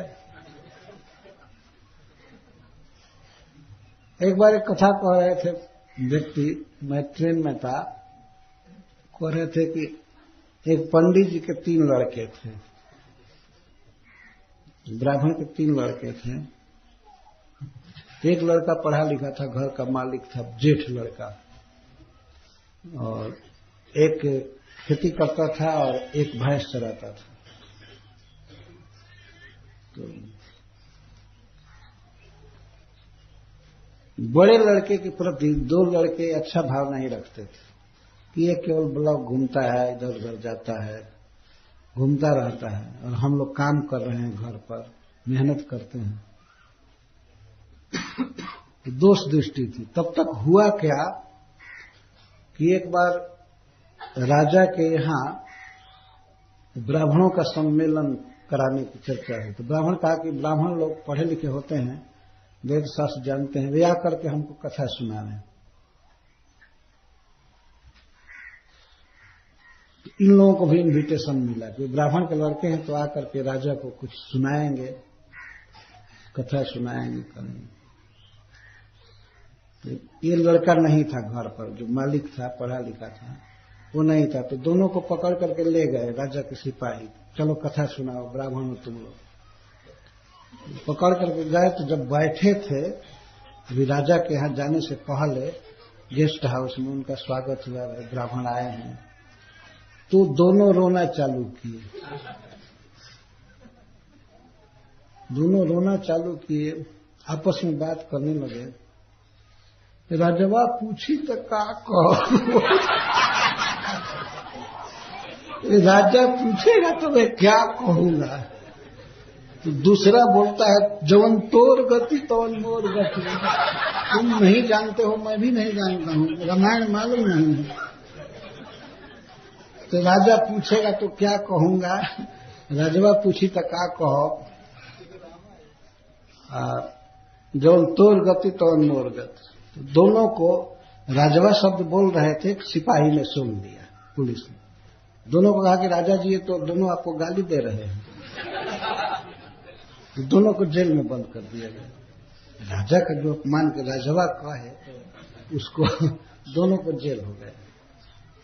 बड़े भाई को पता लगा, हमारे दोनों भाई निरपराध होते हुए भी कारागृह में डाल दिए गए। तो बड़े चतुर थे बड़े भाई, वो आए राजा के पास, कहे कि महाराज बड़े दुख की बात है कि हमारे भाइयों को जेल में बंद कर दिया गया। वो तो भगवान राम की कथा कह रहे थे, राजा साहब पूछेंगे तो हम ये बताएंगे। राजवा पूछी तो का कहो, तो राजा ने कहा कि राजवा पूछी तो का कहो, हमको अरेर मार रहे थे दोनों, ये कह रहे थे और तुम कहते हो कि रामायण की कथा कह रहे थे। हाँ सरकार, रामायण की कथा है। वो सुमंत जी जब गंगा जी के तट से लौटे ना, दशरथ जी उनको भेजे थे कि राम को रथ पर बैठा करके लाओ, लेकिन राम जी नहीं लौटे। गंगा जी के तट पर रथ खाली ले गए सुमंत जी, तो पूरे रास्ते में रो रहे थे। अब दुख में कह रहे थे कि राजवा पूछी तो का कहो। राजा दशरथ पूछेंगे कि राम आए लौटे तब हम का कहो, तो हमारे भाई तो रामायण की कथा कह रहा है। अच्छा, तो वो क्यों कह रहा था जब तोर गति तो मोर गति, तुम्हारी गति हो मेरी गति तो। वही सरकार रामायण की कथा है। जब भगवान श्री राम सुग्रीव जी से मिले किष्किंधा में, तो वो भी घर से निकाल दिए गए थे, ये भी घर से निकाल दिए गए। उनको भी वनवास दिया गया था और उनको भी बाली निकाल दिया था घर से। तो भरत के कारण घर से निकले थे, निकाला था कैकेयी नहीं, लेकिन भरत के कारण, भरत को राज देने के लिए। तो जब भगवान राम मिले सुग्रीव से और सब समाचार होने लगा, सुग्रीव से जब भगवान ने समाचार पूछा तो सुग्रीव जी यही कहे कि जब तोर गति तौर मोर। ओह, इनको इनाम दो, इनाम दो। इन दोनों ब्राह्मणों को इस प्रकार के फर्स्ट क्लास का रामायण कहते हैं। तो उन लोगों को निकाला गया था और बड़ा भारी इनाम दिया राजा ने। हमसे बड़ी गलती हुई, रामायण कहने वाले को जेल में बंद किए। तो बड़ा भाई चतुर थे, इसीलिए उसकी व्याख्या करके समझा दिए, तो दोनों जेल में ही मर गए होते। तो मैं ये कह रहा था कि ऐसे ऐसे कथाओं में लोग कहते हैं, या समझते हैं, क्या लिखा गया है कुछ नहीं समझे।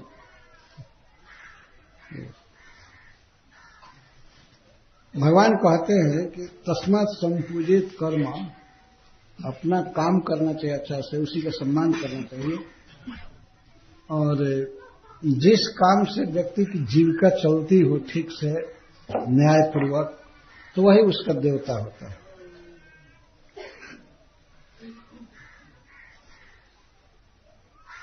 भगवान के समान आजकल के लोगों की इच्छा के अनुसार मत देने वाला कोई नहीं है।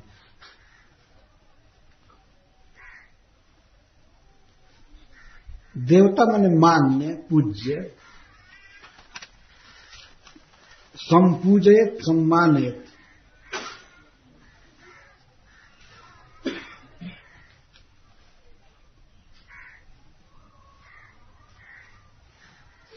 अंततः जब ये हुआ कि द्रव्य संग्रह करके पूजा की सामग्री इकट्ठी की गई है, अगर इकट्ठी सामग्री की गई और कोई देवता नहीं है, भले कर्म के अंग के रूप में ही स्वीकार किया जाए, लेकिन देवता तो स्वीकार करना पड़ेगा ना, किसको ये सब चीजें दी जाएगी। तो भगवान ने देवता स्वीकार करके कहते हैं कि जिस काम से जो आदमी जिए, जीविका चले, वही उसका देवता है। देवता तो है, ऐसा नहीं है कि मैं देवता का तिरस्कार करूं, लेकिन देवता है कौन? अंजसा जेन वर्तेत तदेवास्य ही दैवतम। जिस व्यक्ति का जिस रोजगार से, जिस काम से अच्छा से गुजारा हो जाए, वही उसका देवता है।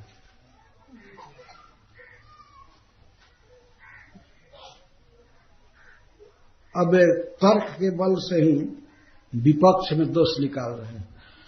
विपक्ष का अर्थ है कि अगर अपने काम धंधा के अलावा दूसरा देवता माना जाए तो इसमें दोष है, इसमें दोष है। उदाहरण क्या दे रहे हैं? आजीव्यैकतरम भावम जस्तन्यम उपजीवति न तस्मात् बिंदते क्षेमम जारा नार्यसति यथा। जो व्यक्ति एक तरम भावम, एक पदार्थ को, आजीव्यम, एक जीविका को छोड़ करके, एक काम को छोड़ करके दूसरे काम का आश्रय लेता है, जो स्वाभाविक अपना काम है उसको छोड़ करके और दूसरे काम को करने लगता है जीने के लिए, अन्यम उपजीवति सेवते, अन्य जीविका अपना लेता है, तो वह उस जीविका से क्षेम प्राप्त नहीं कर सकता, कल्याण नहीं होता है। क्षेमम न लभते। जैसे असती नारी, कोई विवाहिता स्त्री है तो अपने पति को छोड़ करके जार पुरुष का भजन करे, आशा रखे उसका कि वो पालन पोषण करेगा, वो खिलाएगा पिलाएगा, जैसे उस नारी का कल्याण होता नहीं, अंत में जार पुरुष उसको धोखा देता है, उसका पालन नहीं करता है, तो उसी तरह से अपना काम छोड़ करके दूसरे का काम जो करता है तो उसका कल्याण नहीं होता।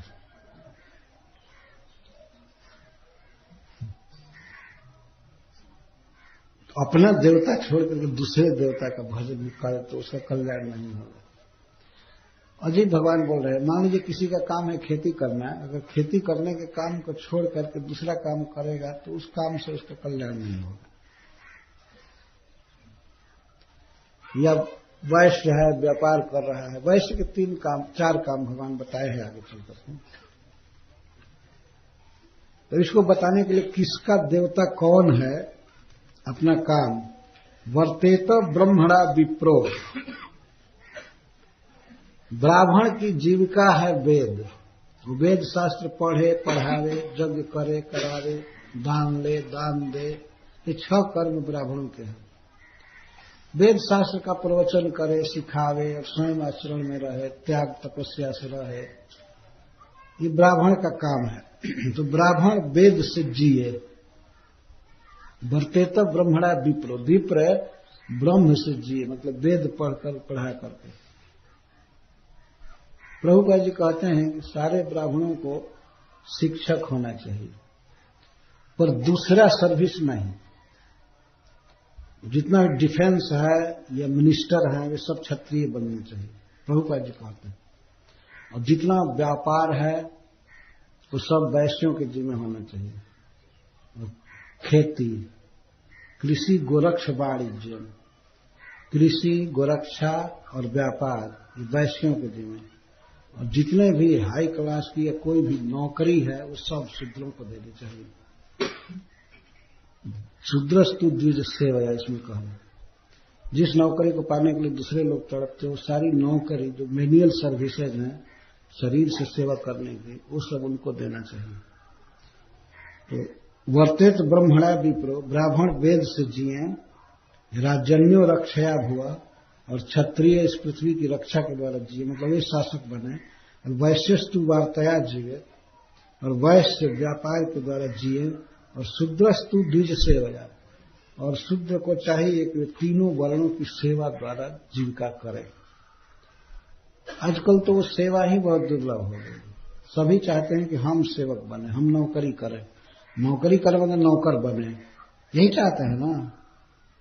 कहते भी हैं, प्राइम मिनिस्टर से लेकर के चौकीदार तक सब यही कहते हैं, सर्विस सर्विस, सेवा सेवा सेवा, सेवा कर रहे हैं।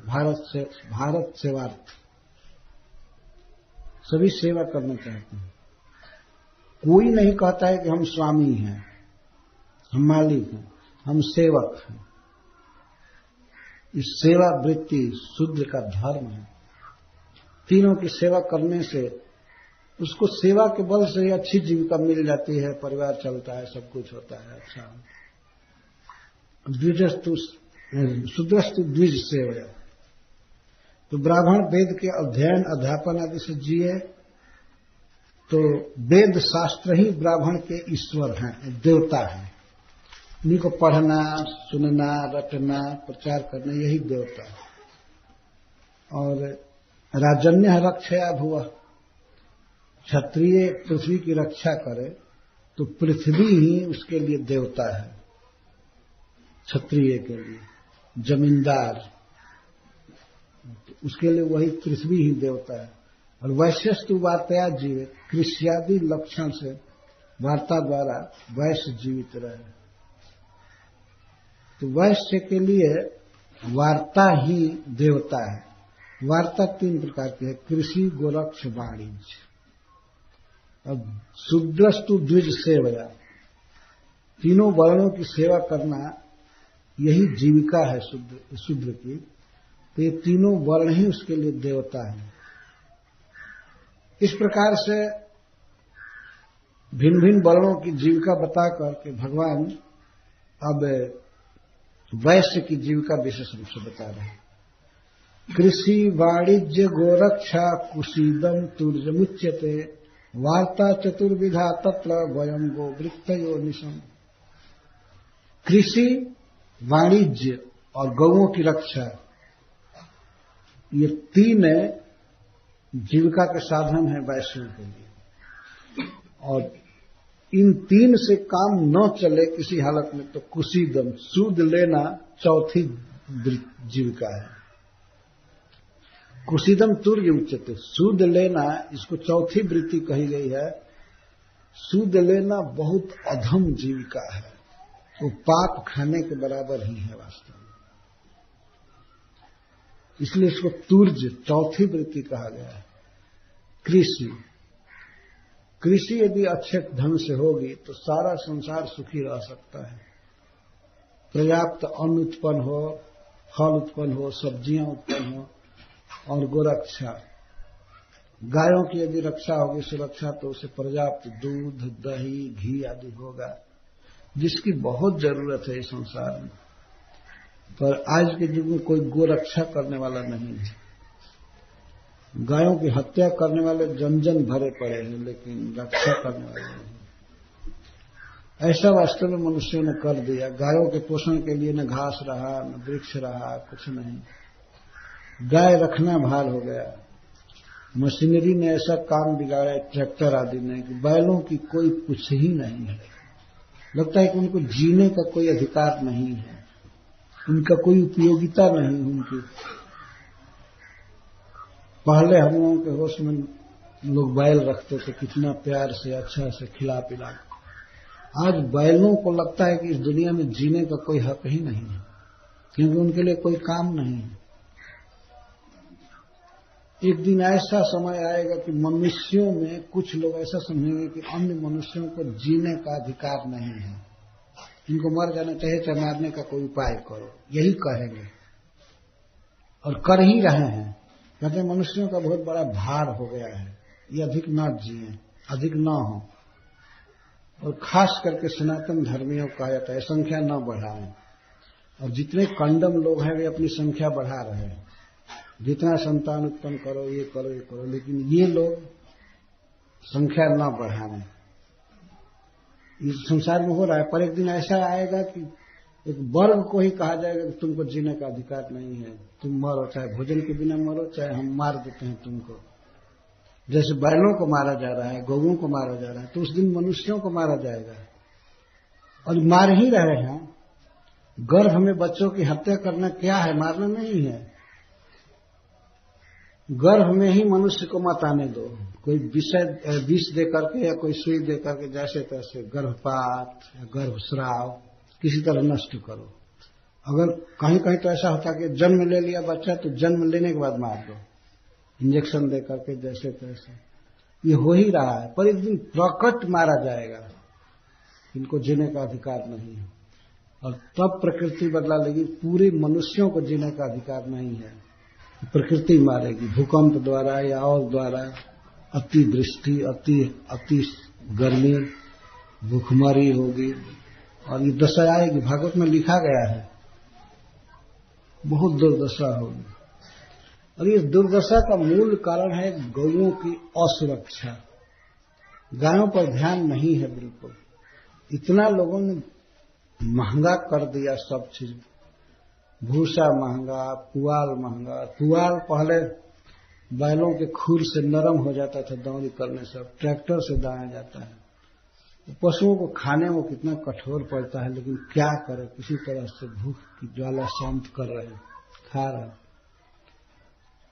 हरी हरी घास देखने को नहीं मिल रही है। गौओं की रक्षा नहीं होगी तो मानव की रक्षा नहीं हो पाएगी। मनुष्य को मरना पड़ेगा ऐसे ही। तो यह वैश्य का धर्म है कि गोरक्षा करे, गौओं की संख्या बढ़नी चाहिए, समृद्धि होनी चाहिए, और कृषि और व्यापार। एक जगह की वस्तु को दूसरे जगह पर ले जाकर के बेचना, वहां की वस्तु यहां लाना, लोगों को सुविधा होनी चाहिए व्यापार द्वारा।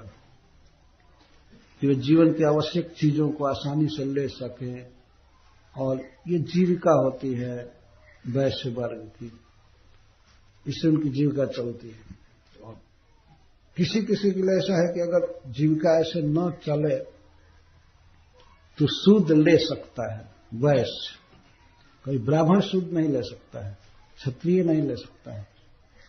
वैश्य को सूद लेने का अधिकार है, लेकिन किस स्थिति में, जब ये तीनों वार्ता फेल हो जाता, तीनों से पोषण न होता हो परिवार का, तब वो सूद ले सकता है। अगर उसके परिवार की स्थिति ठीक है, चल रहा है, तो सूद नहीं लेना चाहिए। सूद लेना क्या है, मान लीजिए हम 1 किलो खाते हैं, तो एक गरीब आदमी से हम अगर सूद लेते हैं तो उसका 1.5 ले या 1.25 ले, तो इसका मतलब हम 1 किलो खाए और गरीब होने के कारण वह 1.5 किलो खाया। यही है ना, जब हमको सामर्थ्य है तो हम कम खा रहे हैं, और उसको सामर्थ्य नहीं है, वो चलो दिनहीन है तो वो इतना खर्च कर रहा है, तो कैसे सुधरेगा, उसकी जीविका कैसे चलेगी, अच्छा से नहीं रह पाएगा। तो इसलिए सूद लेना, इसको हराम का पैसा कहा गया है, बहुत कंडम चीज है, और ऐसे व्यक्ति को की बहुत दुर्गति होती है।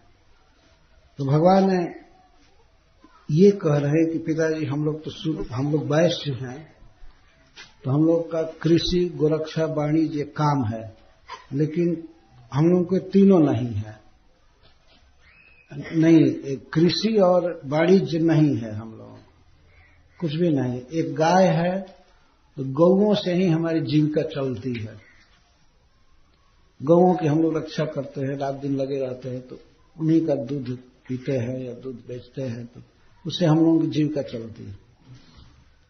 और गौओं की रक्षा कहाँ से होती है, गौओं का पालन कहाँ से होता है, तो हम लोग वन में, पहाड़ में रहते हैं, तो गोवर्धन में, पहाड़ में हमारी गौएं चरती हैं, पानी पीती हैं, तो हमारी जो जीविका चल रही है वो गोवर्धन जी के कारण चल रही है, वन के कारण चल रही है। इसीलिए हम लोगों के देवता गोवर्धन जी हैं, ऐसा भगवान का कहना है। इस तरह से वे ला रहे हैं कि हमें गोवर्धन की पूजा करनी चाहिए, और बिल्कुल स्वाभाविक ही है, हम लोगों के देवता गोवर्धन है, न कि इंद्र है। गोवर्धन जिसमें तो साफ देखा जाता है कि गौएं घास चरती हैं, झरनों से पानी पीती हैं, मानसी गंगा का पानी पीती हैं, और जड़ी बूटी जो कुछ भी है मिलता है, हम लोग खेलते हैं, रहते हैं। हम लोग का कोई स्थायी घर भी नहीं है, भगवान यहां तक है, हम लोग का कोई घूमने घर नहीं है, कोई स्थायी घर वास्तव में नहीं था, हम लोग का कोई घर नहीं है, कुछ नहीं है। हम लोग तो वन और पहाड़ में रहने वाले हैं, वन में रहता है, जिस वन में रहे कल उस वन में जाएंगे। आज माड़ा दाग हैं तो कल फिर वहां जाएंगे, ये जाएंगे, यही तो जीविका है ना, यहाँ से वहां पशु ले जाना, वहां ले जाना, ये ले जाना, ये कल यहाँ है कल वहां है, कोई घर नहीं है, न कोई देश है, न कोई गांव है कि जहां के हम मालिक हैं। देश का मतलब कोई क्षेत्र नहीं है, कोई जमीन नहीं है।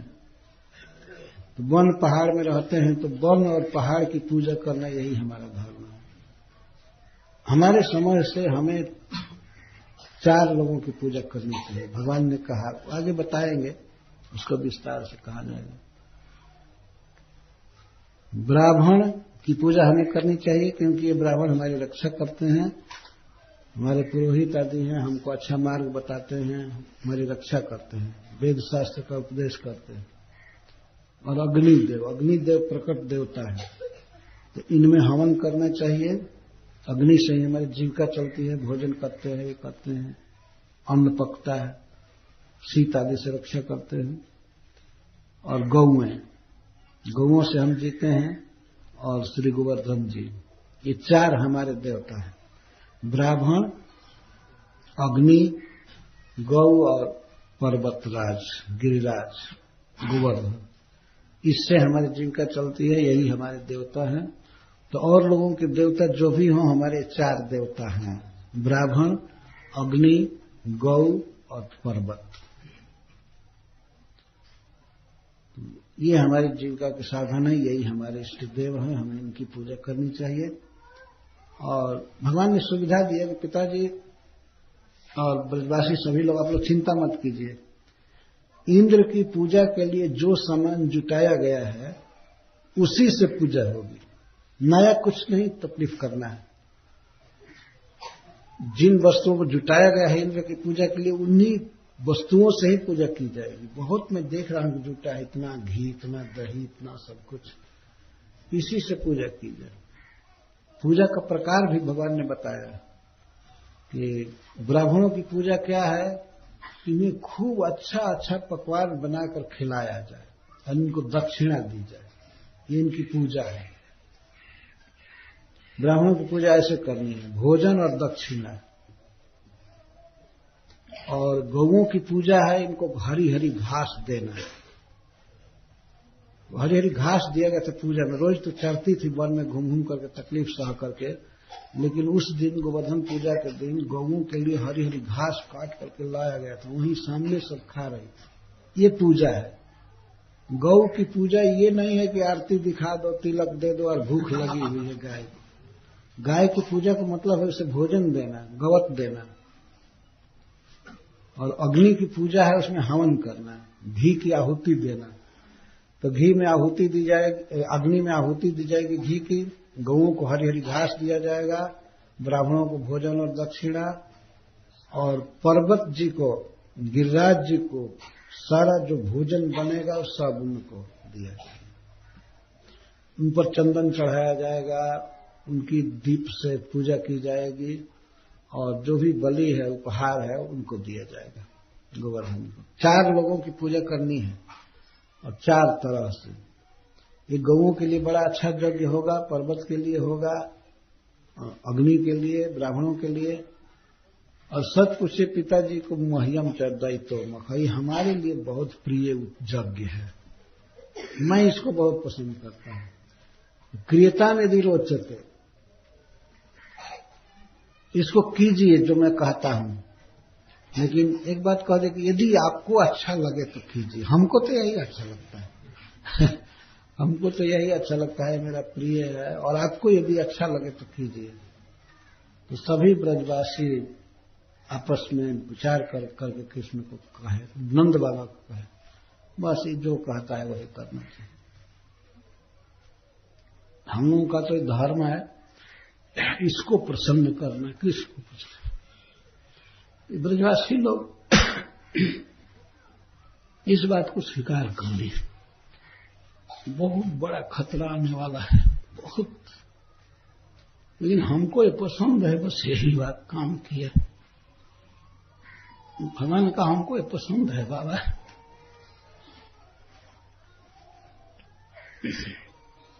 तो ब्रजवासी स्वीकार कर लिया।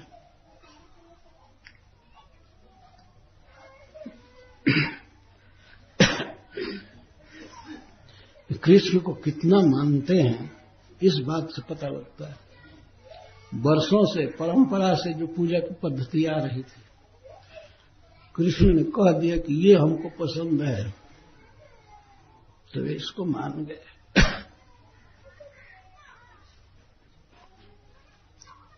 इसमें ये दिखाया गया कितना भाव है भगवान के प्रति। जैसे अर्जुन का, लेकिन अर्जुन को समझाने में भगवान को 17 अध्याय बोलना पड़ा गीता, तब वे समझे। लेकिन एक देवता का तिरस्कार करना है, बहुत शक्तिशाली देवता पूरे विश्व में, लेकिन ब्रजवासियों ने स्वीकार किया। भगवान ने ये कह दिया कि मह्यम च दैतो मख, ये मेरे लिए सबसे बड़ा उत्सव है, गोवर्धन की पूजा करना। भगवान ने भी निर्देश दिए क्या क्या बनना चाहिए, क्या क्या पकवान बनना चाहिए, कैसे गिरिराज की परिक्रमा करनी चाहिए। गिरे दियताम बलि कहा, हम सब लोग खा पी करके और अच्छा अच्छा कपड़ा पहन करके गिरिराज की परिक्रमा करेंगे।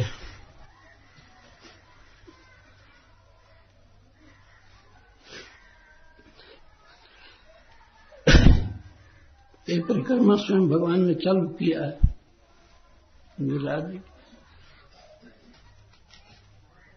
श्री कृष्ण कोई भी बात कहे सबका उत्तर था ब्रजवासियों के लिए, लेकिन जब उन्होंने ये कहा कि मह्यम च दैतो मखा, यह यज्ञ मुझे बहुत प्रिय है, तब सारी बातें वो लोग रख दिए। तो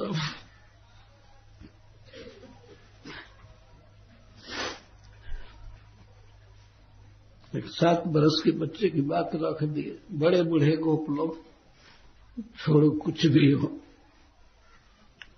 ये चाहता है तो यही होना चाहिए। ये है ब्रजवासियों का प्रेम भगवान के प्रति, सहज स्नेह। वे नहीं देख रहे थे कि मरना पड़ेगा इसके चलते, ओले की वर्षा होगी, वज्रपात होगा, झंझावात आंधी चलेगी, तो गौओं के साथ सबको मरना पड़ेगा।